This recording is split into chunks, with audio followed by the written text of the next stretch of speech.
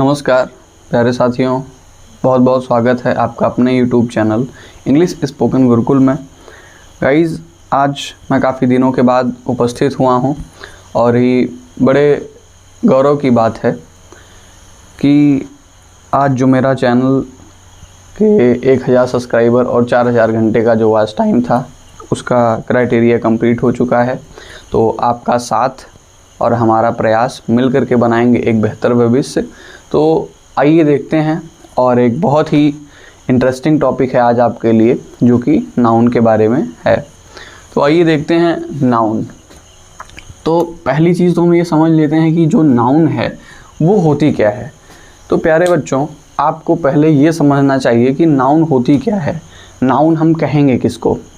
जैसे अगर मैं आपसे पूछूं कि सेंटेंस, जैसे मान लीजिए आप इंग्लिश बोलते हो या कोई भी सेंटेंस लिखते हो, तो आपको ज़रूरत किस चीज़ की पड़ती है?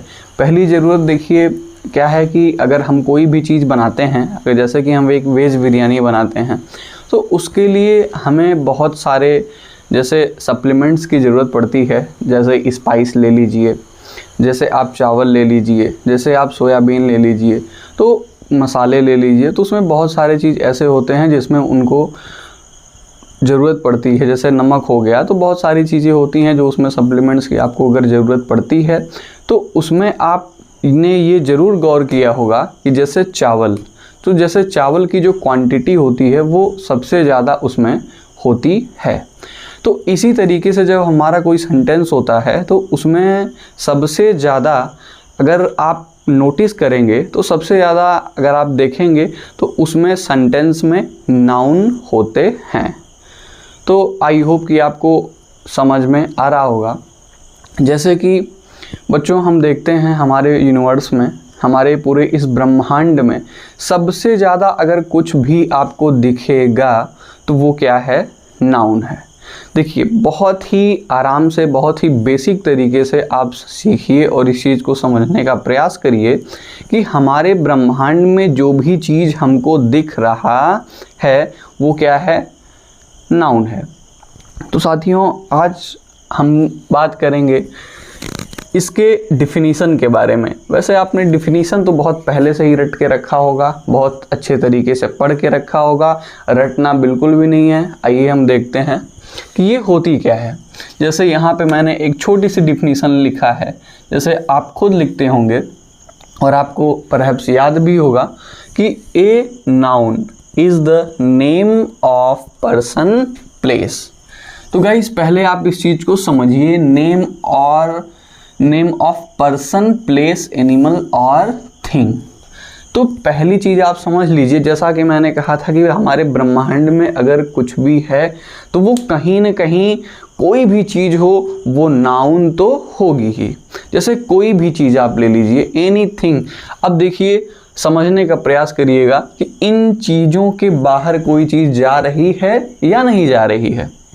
तो गाइस देखिए, नेम ऑफ पर्सन, और ये पहली बात ये समझने का प्रयास करिए, ये यूनिवर्स है, ये जो ब्रह्मांड है वो आपका कैसे मिलकर के बना है, कैसे मिलकर के बना है। तो ये व्यक्तियों से मिलकर बना है और प्लेस यानी जगहों से मिलकर के बना है, और एनिमल यानी जो भी इस धरती पे क्रिएचर हैं, जो भी प्राणी हैं, जो भी लोग हैं, हम हैं, आप हैं, और जो भी जीव जंतु इस धरती पे हैं वो सब क्या हैं? आपके नाउन है। और बाकी जो चीज़ बच रही है, जो चीज़ रिमेन हो रही है, वो है थिंग्स। तो वो थिंग्स है, यानी कि आपको ये समझ में आ गया होगा कि जो भी हमारे ब्रह्मांड में चीज़ें हैं वो इससे कहीं बाहर की नहीं हैं। तो इससे जब कहीं बाहर की आपको नहीं दिख रही हैं ये सारी चीज़ें, तो आप यहाँ पे देखिए, जैसे यहाँ पे डिफिनीसन आप अच्छे तरीके से वैसे आपको याद होगी, या आप यहाँ पे लिख करके इसको याद कर सकते हैं कि हमारे ब्रह्मांड से जो भी चीज़ें हैं ये कुछ बाहर की चीज़ें नहीं हैं। तो आप देखिए, a noun is the name of person place animal और थिंग। गाइस, अब समझने का हम प्रयास करेंगे कि जैसे यहाँ पे तो मैंने डिफिनीसन बता दिया कि ये ब्रह्मांड में जो भी सारी चीज़ें हैं उसमें नाउन से कोई चीज़ परे नहीं है। तो ये चीज़ आपको बहुत अच्छे तरीके से समझ में आई होगी। और हम अब बात करेंगे इसके टाइप्स की। तो पहले आइए प्यारे बच्चों, हम बात करेंगे कि इसके टाइप्स की हमें आवश्यकता क्यों पड़ी, कि इसको जैसे हमने डिवाइड क्यों किया, हमें डिवाइड करने का रीज़न क्या था। तो पहली चीज़ हम समझने का प्रयास ये करेंगे कि जैसे जो भी नाउन है, तो नाउन तो ये हमने बताया कि ब्रह्मांड में बहुत सारी जो भी चीज़ें आपको दिख रही हैं वो नाउन ही हैं। लेकिन एक तरीके से अगर हम बात करें कि हमको इसको जो गिनना वो पॉसिबल नहीं था, इसलिए हमने क्या किया, इसका क्लासिफिकेशन कर दिया। हमने क्या किया, इसका क्लासिफिकेशन कर दिया, हमने इसका बंटवारा कर दिया। हमने इसका जब बंटवारा किया तो आइए हम देखते हैं कि ये किन किन टुकड़ों में यानी किन किन पार्ट्स में ये डिवाइड हुई। तो गाइस देखिए, जैसे कि आपका proper noun name of person place और थिंग। जैसे प्रॉपर नाउन का गाइस देखिए हिंदी में मतलब होता है क्या, व्यक्तिवाचक संज्ञा। व्यक्तिवाचक संज्ञा यानी कि आप समझ पा रहे होंगे कि हमारे ब्रह्मांड में अगर इतनी सारी चीज़ें हैं जिसे हम देख पा रहे हैं, समझ पा रहे हैं, लेकिन जैसे इसमें अब ये तो सारी नाउन थी, लेकिन हमने यहाँ पे जब इसका डिवाइडेशन किया तो हमको मिला क्या, हमने इसका विभाजन जो है 5 भागों में कर दिया कि proper noun, common noun, collective noun, material noun और अब्स्ट्रैक्ट नाउन। आइए इसके बारे में हम समझते हैं कि प्रॉपर नाउन का देखिए गाइस मतलब होता है व्यक्तिवाचक संज्ञा। क्या होता है, व्यक्तिवाचक संज्ञा। तो व्यक्तिवाचक संज्ञा ये अपने नाम से ही खुद को प्रदर्शित कर ले रहा है, अपने नाम से ही ये खुद को बता दे रहा है कि मैं कौन हूँ।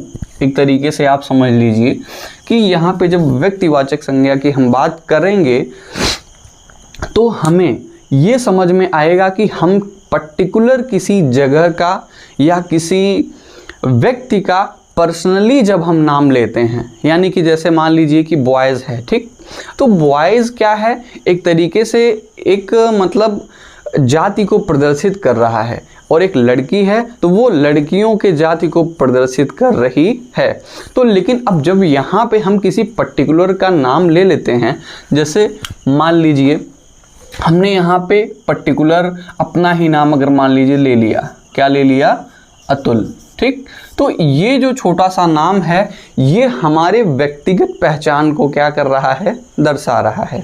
ये हमारे व्यक्तिगत पहचान को दर्शा रहा है, इसलिए ये अतुल कौन सा नाउन हुआ, प्रॉपर नाउन। तो आपको अच्छे ढंग से समझ में आ रहा है कि व्यक्तिवाचक यानी कि हम किसी व्यक्ति का नाम ले लेते हैं। जब हम किसी व्यक्ति का नाम लिए, अपना ले लिए, आपका ले लिए, जब किसी पर्टिकुलर चीज़ का हमने नाम ले लिया तो वो किस नाउन के अंतर्गत चला जाएगा, वो आपका प्रॉपर नाउन के अंतर्गत चला जाएगा। तो जैसे कोई अब प्लेस हुआ, प्लेस मतलब जैसे हम ले लिए, अब जैसे देखिए आप, जैसे हम उत्तर प्रदेश में रहते हैं तो ये क्या है, स्टेट है। और स्टेट की अगर हम बात करें तो अगर हम स्टेट्स का नाम अगर ले लेते हैं तो शायद आप हो सकता है कि देहरादून में रहते हो, एमपी में रहते हो। तो ये सारे जो स्टेट्स हैं वो क्या हैं, एक पर्टिकुलर नहीं है। जैसे स्टेट्स में जब हम उत्तर प्रदेश ले लिए, ये हमारा पर्टिकुलर एक प्लेस का नाम हो गया। तो ये उत्तर प्रदेश कहाँ आ जाएगा, ये उत्तर प्रदेश किस में आ जाएगा, आपका प्रॉपर नाउन में आ जाएगा। तो इस तरीके से आई होप कि आपको अच्छे तरीके से समझ में आ रहा होगा। बस सीधा सीधा फंडा है, कुछ हमें समझना नहीं, कुछ रटना नहीं है, बस हमें ये देखना है कि नाउन है। नाउन का मतलब पहली चीज़ आपके माइंड में हो, जैसे मैंने बताया कि ब्रह्मांड में जो भी चीज़ें हैं वो नाउन है, और इसका क्या है, जो बंटवारा हुआ है वो 5 भागों में हो गया है। जैसे आपका प्रॉपर नाउन हमने आपको बता दिया, किसी पर्टिकुलर पर्सन का नाम ले लिए, किसी पर्टिकुलर प्लेस का नाम ले लिए, तो वो आपका प्रॉपर नाउन के अंतर्गत आ जाता है। तो आइए सेकंड देखते हैं। अब देखिए, जैसे कॉमन, कॉमन की चीज़ जैसे आपको समझ में आ ही रही होगी कि कॉमन का मतलब होता है कॉमन नाउन। अब आप इसके मतलब जो वर्ड है कॉमन, इसके भावार्थ से ही आप अच्छे तरीके से ये समझ पा रहे होंगे ये कहना क्या चाहता है। कॉमन का मतलब होता है कि उभयनिष्ठ, कॉमन का मतलब होता है उभयनिष्ठ, जिसका मतलब होता है एक तरीके से क्या है, ये जातिवाचक संज्ञा। क्या है? जातिवाचक संज्ञा। तो अब ये आपकी जो जातिवाचक संज्ञा है ये क्या प्रदर्शित करेगी? जैसे आपकी जो जातिवाचक संज्ञा ये हमें क्या प्रदर्शित करेगी, तो आइए हम समझने का प्रयास करते हैं। बहुत ही छोटा सा अंतर है, बहुत ही छोटा सा अंतर है। जैसे मान लीजिए मैंने यहाँ पे आपको बताया था, मैंने अपना पर्सनली नाम ले लिया, किसी पर्टिकुलर प्लेस का नाम ले लिया, तो ये तो आपका प्रॉपर नाउन हो गया जिसको मैं प्रॉपर तरीके से क्या करता हूँ, जानता हूँ। लेकिन अब यहाँ पे अगर हम बात कर लें कि जैसे जातिवाचक संज्ञा, यानी मान लीजिए बॉयज़, ठीक।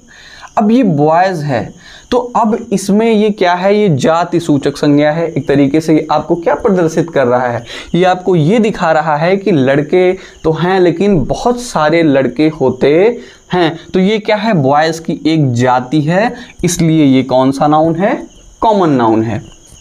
तो आइए हम जानने का प्रयास करेंगे।